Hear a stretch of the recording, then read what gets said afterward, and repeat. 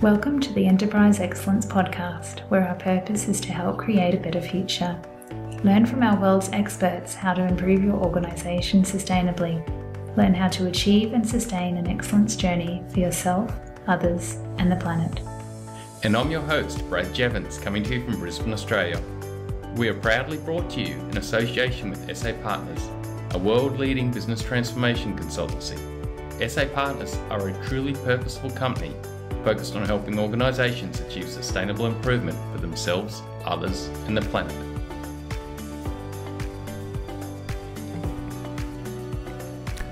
Welcome to this episode 62 of the Enterprise Excellence Podcast. It is such a pleasure to have Dr. Gwendolyn Gelsworth back on the show with us today. Gwendolyn is a leader in visual workplace, a best-selling author, and legend in enterprise and operational excellence. Gwendolyn spoke to us in our last episode, number 61. I encourage you to listen to this episode before this one if you haven't already. In a nutshell, we spoke about two questions for both the frontline and supervisors to ask themselves. What do I need to know? And secondly, what do I need to share? Today we speak about the connection between the operators and senior leadership. Can the passion in the front line created from a visual workplace be reciprocated at the executive level? Let's get into the episode. Gwendolyn, thank you so much for joining us again. It's entirely a pleasure, truly so. Gwendolyn, with the senior leadership, what's the key part there again? How does that connect in with them, especially from the vision and the strategic point of view, to help keep that focus and get that alignment? Do you mean the connection between the operator and the executive? Yeah. Yes. It's such an interesting question, and I have to say that I'm not prepared with an easy answer, except to say, some kind of cute phrasing or summation. The connection is that if the operators are doing their job through creating a visual workplace, through methodology, step by step, systematically, they have criteria for knowing whether they are, let's say, for example, at red or yellow or green. They know exactly that. They know what they're striving for, and they know how to do it. What is the corollary for the executive? What kind of systematic performance and what kind of visual expression from the executive would help cement that function of the organization? Because that's a function. The executive branch is a function. It has jobs to do. It has vision and values and beliefs and strategy and metrics and methodologies. It's in charge of the thinking of the organization. It's in charge of the paradigm of change. It's in charge of that. And if it doesn't have a crystal clear concept, if it can't work through that, if it can't work through the decision-making that would allow them to say yes to the few, only that which I can resource. I have limited resource, therefore I have to have limited goals. I can be visionary about 5 years out, but this year we're going to put our resources in these applications. If I don't do a good job there, then I am going to get caught in marketing and sales and in unnameable activities. I have a job to do. What is that job? What do I want it to be? And how can I vigorously contribute to it? How can I really bring my vision? What is my vision? What is my vision in the face of corporate giving me their vision? How can I redigest that and put that into terms that I can operationalize myself if I'm the site manager, executive of this site? So I think that there's, leadership can be sliced in so many different sections and different perspectives. But for me, the centerpiece is leading, and then we have this flower of 6. So it's decide. I have it, actually, I printed this out because I thought we were going to put this as supervisor down here. And so I'm going to just read this off so that I'm not going to stumble. It's to decide and then to align people to that decision and then inspire them to go forward. And then they go forward. And then you drive. And one of the main questions, and then you drive, and I'll just continue, you verify, which is where your metrics come in, And then you determine the next step. What does growth mean for us? What does growth mean for us? The driving part is the part that I think many executives miss because they don't exactly decide. They kind of inherit. Because they don't decide, they don't take the steps of thinking through, what do I want? They don't really own it. So when it comes time to activate it, it's very hard to drive it, and to drive it with the conviction and the determination that we will solve the problems that come to us and we will move forward. This is the spirit of Churchill. He was that tiny stinking little island was the only thing left in Europe that wasn't already consumed by Nazis, by the march of Hitler. And if he had not stood strong, for me, he is the quintessential magnificence of what leadership means. He said, we are this and we are not that. I mean, it really was a black and white conflict. It was very easy to see the good and the bad from the point of view of us Westerners, from the West, I should say, from the Allies. But he stood firm, and he was thwarted in not just by Hitler, but by his own incompetence and the incompetence of his troops. We were all new. They were all new to a war in the air. And but it was that internal determination, that got us a win. Believe me, the work that he did with Roosevelt is something that is hidden, but it was a gigantic part of his strategy. And Roosevelt was not cooperating because the entire United States was against the war. He was going to lose the many elections he won if he came out for the war. Yeah. So it's that spirit. It's when the operator says, I can contribute. I want to contribute. I am a master at this machine. I can assemble. I know what quality looks like. I can run this radio machine, which is a fairly simple machine that does a simple machining process. But when we own the workplace, we own our work. And then the full measure of who we are on the inside comes out. So I happen to have a radio machine to run, but you have an organization to run. There's little difference as long as you do your job well. And that's what I love. I love when the spirit that begins to blossom in the operators, suddenly the executive says, look at what they're doing down there. I can see them from my office. What can I do up here that has the same determination, the same quality of yes, the same inventiveness, and the same willingness to take a risk and be measured and say thank you. Do you see, it's an organic whole. And these great organizations, I'm again thinking of, what his name just, and Freudenberg, NOK. Oh, damn. Joe Case, is the guy I talked to you about the last time. I don't know why his name just went poof, but it did. But he was a monster of love. He just loved what he did. Jobs did too. It was a little bit shaky around the edges, but the great leaders, we are given this resource to do something with it. We will not all become saints. Some people attain to be a saint. I want to be a saint before I die. Yeah. Kind of an ambition is good luck, Charlie. Yeah. But we have this tremendous power within. And for me, that is what is even beneath the flow in visuality and what calls me to the field. That visuality is an incredible mechanism for calling people forth and giving them very concrete tasks that they can put into their own language so the workplace speaks in a voice that they recognize because it's their own. And that's what happens on the executive level. Yeah. When we use these templates of thinking and we squeeze into it. Let's have a whole session on X-type matrix, and I'll pull out my flip charts and things about the discipline of that form for the executive leader that requires the leader to make it all balance before he publishes it, before she shares it with her team. Yeah. So I'm going on a little bit. I'm getting a little bit worked up. But I love the topic, Gwendolyn, because what I'm hearing through it is you need to own it.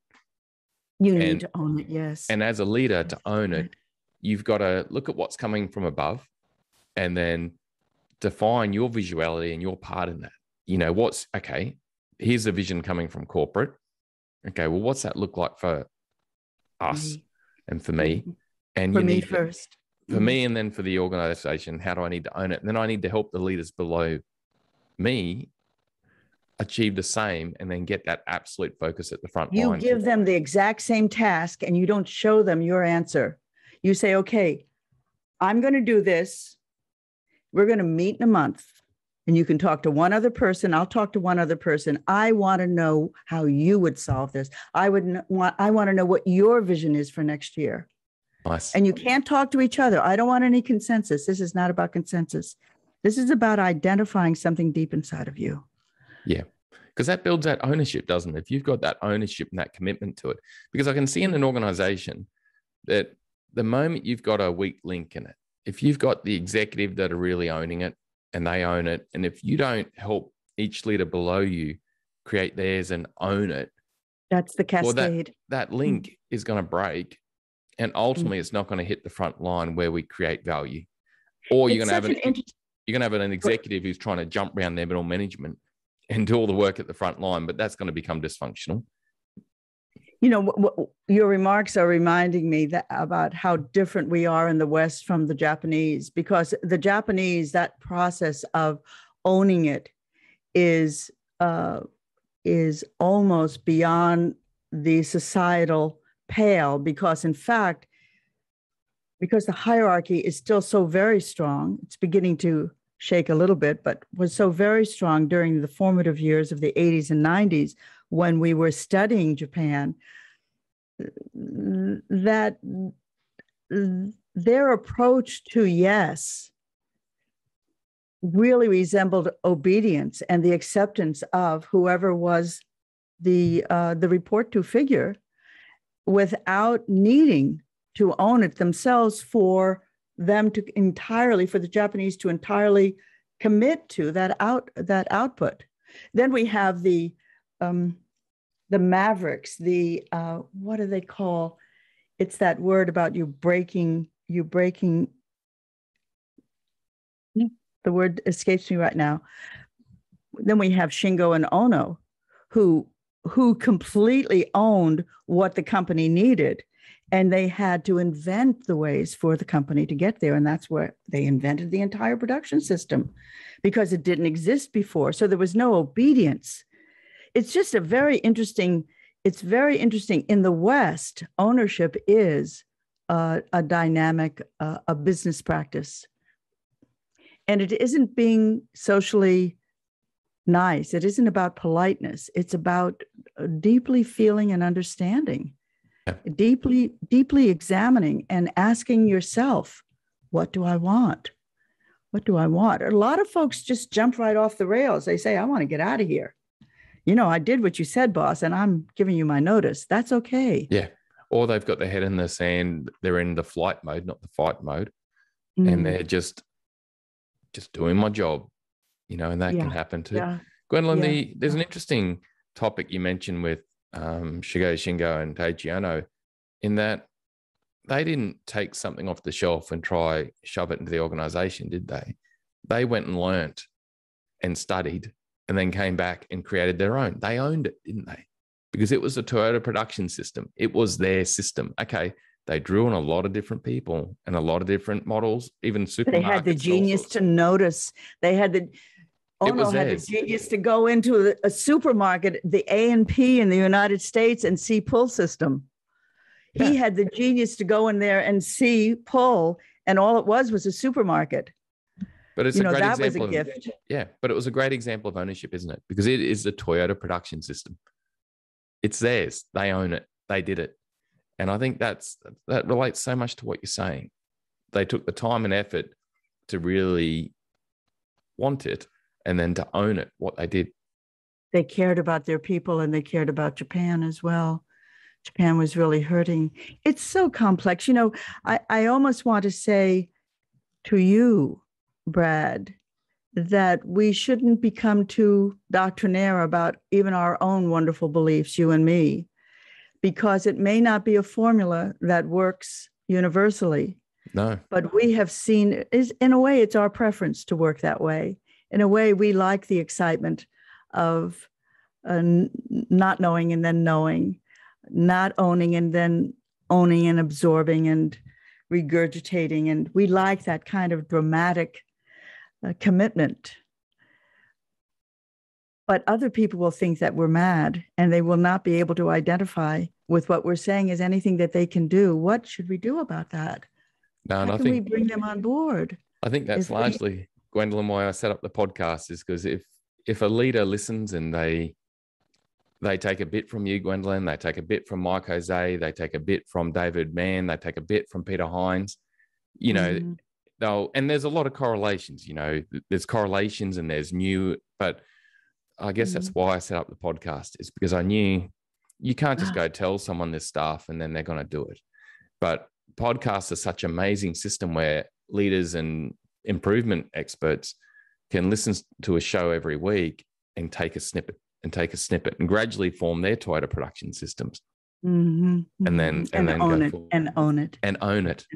Yeah. Back to your mention of own it, because it's so important. Good. What a great episode. Remember, you can go to enterpriseexcellencepodcast.com/downloads to get hold of a visual workplace guide Gwendolyn has kindly provided. Please like, subscribe, and share this podcast to help others gain insight and create a better future.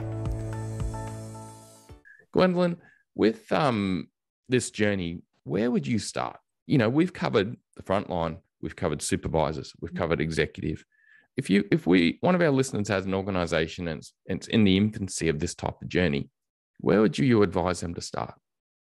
I would, first of all, be very hesitant to advise until I saw the floor and got a measure of the man or woman who was asking me, and try to figure out what is it that they would be willing to begin with that was actually a substantial step forward.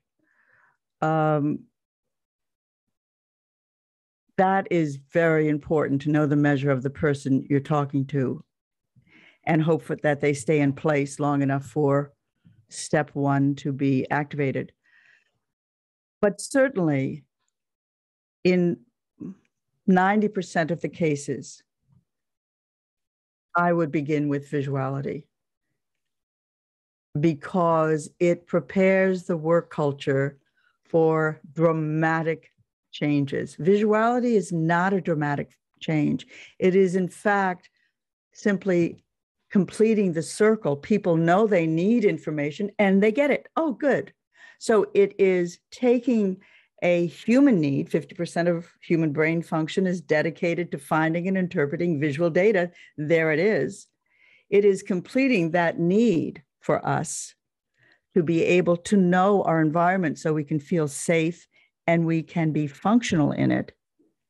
Putting that in place and letting people explore that very inventively, very excitedly, and begin to grow the culture. I have found this to be a remedy for plants that are angry, sweaty, harsh, broken in a way. That visuality comes in so simply and provides this satisfying completion that it's a very good place to start when the culture is damaged.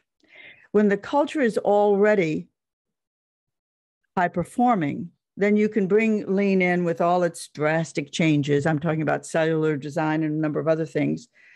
And the organization will absorb that and be able to kind of roll with the punches. So visuality, and then with visuality, where to begin? There's really just two places. You either begin with the executive, and she begins to get clear on the vision, and almost simultaneously, maybe 3-4 weeks later, begin on the shop floor and create stability on the shop floor, because the visual where, which is border addresses and if possible an ID label, the very visual form of ID labels, here it is. going too fast. My mouth is just saying what it wants. The visual where is stabilizing only if it is owned, only if the operators decide where things go. So we have this layer. I think that you'll watch the modules very soon, but when you get to the 4 modules in the middle of the Work That Makes Sense system, it's about smart placement. It is about re-engineering, the operators re-engineering the layout of flow. The machines are already there. The tables are already there. The parts are there, and the die are there. But where can they be situated so that they make sense, so that I can flow amongst them and get my work done? That creates a tremendous cultural shift. I mean, tremendous. And I've seen people who have done 9% of that and gotten a cultural revolution. If they do 90% of it, they get an entirely new workforce and one that's ready for whatever you throw at them, because they're satisfied internally and physically. They have a work area that flows, that works for them, that makes sense. I want to make this point in case there's any misunderstanding on the part of the listener. When we talk about operator-led visuality, we do it by the book for, let's say, the first 3 cycles, whether that's 150 people or 300 people, depending on how you do your training thing, depending on what your maximum size is for that site. And we follow the system of letting it be BI-driven and letting operators experiment and go through iterations of more and more powerful devices until they get the outcome they want. The first, the second, and third cycle. After that, there's enough stability and there's enough understanding in the workforce, the operators, that this is the way we do business and that our enemy is missing information. So I'm going to find some really micro missing information because the folks who came before me have done the groundwork. They've laid out the visual where. And now I can look for the next layers, the more hidden layers of motion caused by information deficits. So it isn't that the operators recreate it to their pleasure every time, not at all, but you allow that to happen as an antidote to all the preceding misunderstandings and abuses or harshness or refusals. It gives management a chance to regain confidence in the shop floor and to see that I am you, to really smooth out the culture, to see that operators are contributors of an extraordinary level. I want to say one other thing, which may or may not be off the mark. It was something that you said about 10 minutes ago, and I want to bring it up. The reason that visuality is so culturally transformative, and we'll talk on the operator level, but I've seen the same thing for supervisors and CEOs, is that when we get physical answers to those ordinary questions, what am I going to make next? What are the specs? Where are my tools? Which machine do I use? All of that. And its corollaries in the office. Believe me, it happens in the office. It's just more hidden in the office. When we begin to get control of our corner of the world, something magical happens, which is we relax. And when we relax, the space that the tension and the anger or the disassociation used to occupy just disappears. It's no longer needed. I no longer have to defend myself, nor do I have to attack to keep something away. And that creates inside of us a little bit of space. And growth happens in that space. Growth can only happen when there's a little bit of extra space. It can't happen when there's endless stress and a sense of not being in control. So this I'm in control of my corner of the world is the platform from which the operator and also the CEO can then seek a greater vision, because there's room inside my head. There's room. Yeah. It's formulaic. Yeah. It is predictable. This is what happens repeatedly. And Gwendolyn, with what you're saying there, I'm just thinking of a baseline thing that is so simple. Throughout my career, when my task list has been in control or not, you know, if I've had control of my task list, and I've used multiple systems nowadays, I of course run Scrum, but whenever my task list throughout my career has been in control, I felt the weights off my shoulders. I've got this. So what you're saying is basically we're creating every level of the organization where they don't have to store stuff in their brain or stress and fret about things. What I need to know is just there. What I need to share is just this. It's a system. Yes. And that pressure goes away. Now I've got headspace to do more improvement because I'm not just fighting fires. That's right. That's exactly right. You said it perfectly. That's exactly awesome. Right. How do you create that predictably in the workplace? How is it not just by accident or a happy occurrence? How do you do that? Lean isn't made to do that. Visuality is. Visuality is made to offload the missing information, offload that stress about not knowing and feeling that someone else is withholding the information. It just sets that aside and says, the workplace speaks. The workplace is my partner. Yeah. Hello, floor. Hello, bench. Hello, wall. Yeah. I've got friends. We've got a language that talks to us instantly, which is amazing. Exactly so. Gwendolyn, I have two more questions for you. One is a stock standard question that you know, which is what's been a recent insight that you've had? What's been a recent knowledge gain that you've had recently that you didn't have before? I wish I could say it in 2 or 3 sentences, but I've been really blown away. I've been invited to return to a company that I worked with and to help their trainers who are doing work that makes sense work on what we call their soft skills. And it is so incredibly important. I just haven't up until now had the opportunity to isolate what those skills are related to effective training and also to growing the trainer.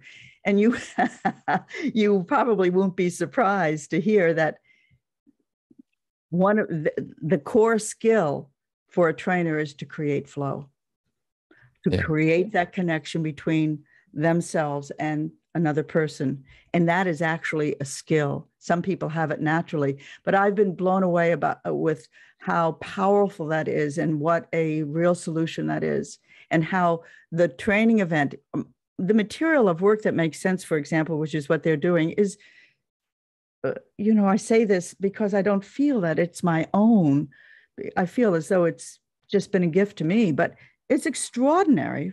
Operators love it. I'm going to offer to send to you, see if you want to send it out to your listeners, an article that I wrote for the Shingo Prize on how do you convert respect in the training environment. And it will put more substance to this. But that's been a tremendous insight for me to see how the trainer, him or herself, is a vehicle for the change, and that companies need to pay attention to that. That if their trainers are not skilled in those soft skilled areas, then they need to be, because it will make them more effective. It's not just the content, it's the process of delivering the content that will help people grow. Gwendolyn, I'm hearing in that, Gwendolyn, a lot back to our conversation throughout this whole episode. Like, I'm hearing there you need that foundation of trust, but then you need to help the learnee own it. If you don't have a foundation of trust and you don't help them get their hands on it and own it, just like you've led and provided us all throughout your career knowledge on, you're not going to get the takeaway, are you? Like, if you can't enable your learnee to own it and you don't build that foundation of trust and connection, you don't get the same outcomes.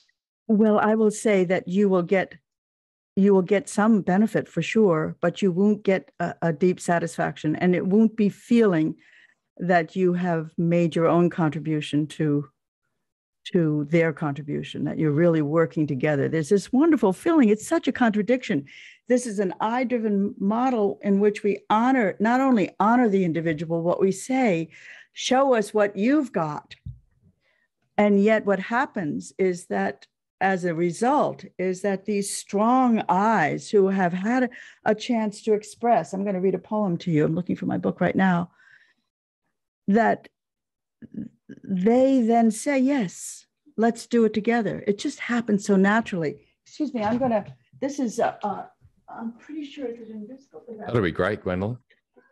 Yeah, it's a wonderful poem by, I think he was from Ireland. He was a priest, Gerard Manley Hopkins. I wish I could read it with even an Australian accent. But he was a priest, but his poems were there, as you'll see, are so lush. You could even say sensual. I mean, he really must have had an incredibly intense inner life and he writes about, in this particular poem, he writes about the unstoppability of self-expression, and that we come to express ourselves even in the workplace. What does that look like in the workplace? What is self-expression? Am I going to start spouting poetry? What is it? Well, you don't know until that I comes out and begins to invent amazing solutions to your problems. But this is called As Kingfishers Catch Fire. And really, I'm going to read it twice, though, if I may, because it doesn't even sound like English at some point. So he says this: kingfishers are these fabulous birds that are multicolored and they're iridescent, and they fish. They go into the water and we've got them in up Australia. on Google. They're a beautiful bird. Them? Yeah. Oh. Yeah. So he says, as kingfishers catch fire, dragonflies draw flame, as tumble over rim and roundy wells stones ring, like each tucked string tells, each hung bell's bow swung, finds tongue to fling out broad its name. Each mortal thing does one thing and the same, deals out that being indoors each one dwells, selves goes itself, myself it speaks in spells, crying what I do is me, for that I came. Yeah, nice. Huh? That's amazing. It's that I, isn't it? But it's that I within a connected environment. It's that I, yes. Crying, what I do is me, for that I came. So what's happening, the revolution that's happening today in the workplace is the workplace has become a venue of self-expression. But what does that translate like when you have a list of parts that need to be made? That is one of the great services that visuality provides. It's also the whole improvement movement that people are able to find a way to think and to change, because improvement is a part of my job description. Yeah. So visuality is just my favorite way to do it. But many companies, they're not just capitalizing on this. They're being rewarded. They're being satisfied by being the owners of this. It's very beautiful. We are on the edge of a true revolution in our thinking and in our spirit. That I would never say the word spirit in a business conversation. In 1984, I brought it into the conversation because a really great guy named Charlie, he was deeply, deeply offended by operators, his fellow operators, who were trying to do good. And I realized we were doing 5S. And I just, and the group said, hey, we've made a terrible mistake with Charlie. We've really hurt him and hurt his performance, and we don't know what to do. And I said, I don't know what to do either. This is a mess. And I said, but I do know one thing that I didn't know yesterday, that the first S is not for sort through and sort out. The first S is for spirit. It is for the spirit inside of you and the spirit inside of Charlie. So you guys have to figure it out. And that was the first time I ever said spirit in a business setting where a client was paying me money, because it was a no word. But now it's 30 years later, and we're in the midst of something quite inspiring. And yeah, I'm really hearing this conversation too, Gwendolyn, that, as a leader, you need to think about, what do I want? And you've got to own it. But you then got to help the people below you create what do they want and own it, that connects to what you want and own it. Because Yes. if you don't do that, you're being a dictator saying, this is what I want. This is the only thing. And you just do this. No, that's not what we're talking about. We're Creating talking, parity. It's creating yeah. parity. Yeah. Take I'm that sorry, time to share what you want and share what you need, but then help the person, the leader, or the team below to create what do they want, what do they need to own. That's right. And think about, again, who do they need to share it with, like the next shift. Yeah, That's right. that's such a powerful conversation. That's right. And It's a model. It's a model. Yeah. It really is a paradigm that it's the word we used when we were just saying hi to each other. It's a hologram. It's a hologram where you enter it and all the parts inside are equal and reflective, and they strengthen each other. Yeah, and we're moving towards that. And those organizations that are at the beginning of that journey, they'll move very quickly. And I want to say again, visuality is the premier tool for quickly transforming the work culture. And you just can do it on the operator level, forget about supervisors and executives. And when the executives and supervisors see what operators are really capable of, their languaging, their devices, they say, I want one like that. I want to do that. I want to be like them. Yeah. And how do I do it for myself? Yeah. And we recognize it. Yeah. Nothing is more powerful than recognizing the truth. Who wants to hear somebody lecture on it? Right? Who wants to? No, shut up.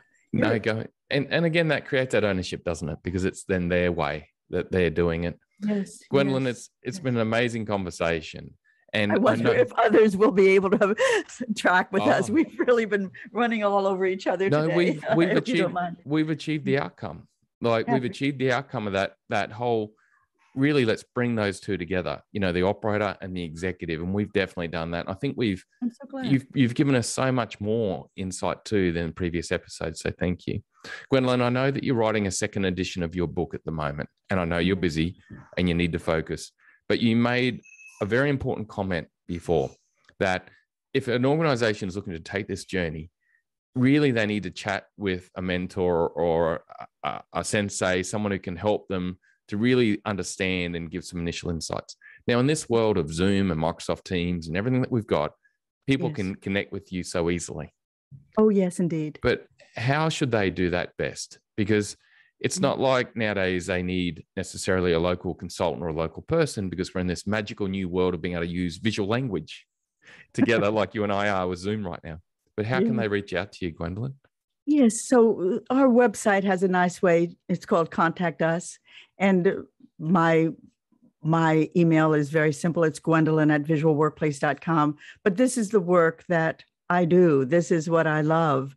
And I will also say, I'm very interested in others doing this work with me.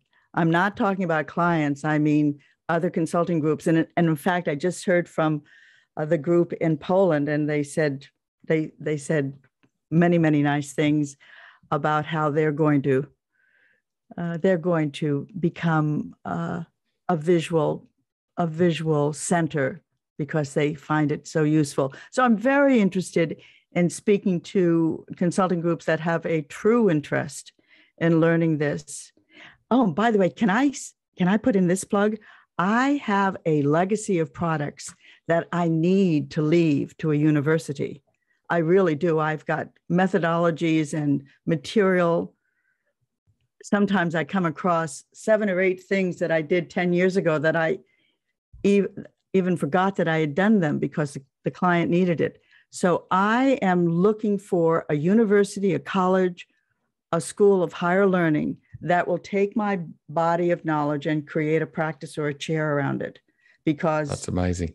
It needs to find a home, and I'm too busy to look for one. So they can be in touch about that as well. Yeah. If companies want to talk about business and models and getting started, of course, that's my cup of tea. That comes easy. That's awesome, Gwendolyn. So for our listeners, there's 3 elements of get in touch. There's anyone knows of a university looking to expand in this field and draw on your knowledge and work, which is amazing.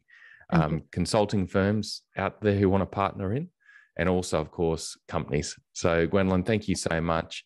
And Gwendolyn, thank you as always for sharing your knowledge and helping us create a better future.